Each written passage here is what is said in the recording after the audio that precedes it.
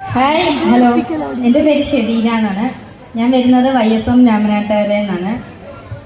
പിന്നെ ഞാനൊരു ടീച്ചർ എന്നൊരു ആഗ്രഹം ചെറുപ്പം മുതലേ ഉണ്ട്. പല പല സെക്ഷനിൽ ഞാൻ അക്കൗണ്ടിങ്ങിൽ പഠിച്ചിട്ടുണ്ട്, ഹോസ്പിറ്റലിൻ്റെ അഡ്മിനിസ്ട്രേഷൻ കോഴ്സ് കഴിഞ്ഞു. എങ്കിലും ടീച്ചർ എന്ന ആ ഒരു പൊസിഷനിൽ എത്തണം എന്നൊരു ആഗ്രഹം കൊണ്ടിട്ട് മാത്രം ഞാൻ YSM കോളേജിൽ വന്ന് ചേർന്നു.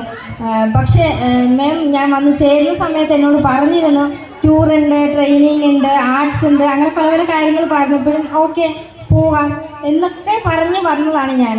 അപ്പോൾ തൃശ്ശൂരിലൊരു ക്യാമ്പ് ഉണ്ട് എന്ന് പറഞ്ഞപ്പോൾ പോലും ഇന്ന് എനിക്ക് എൻ്റെ വീട്ടിലോട്ട് തിരിച്ചു പോകേണ്ട ദിവസമാണ്. ഞാൻ മേമിനോട് ചോദിച്ചു നിർബന്ധം ഉണ്ടോ, മേം പറഞ്ഞു വരണം, വന്നാൽ അതിൻ്റെ കാര്യമുണ്ട്, അതിനൊരു വാല്യൂ ഉണ്ടെന്ന് പറഞ്ഞു.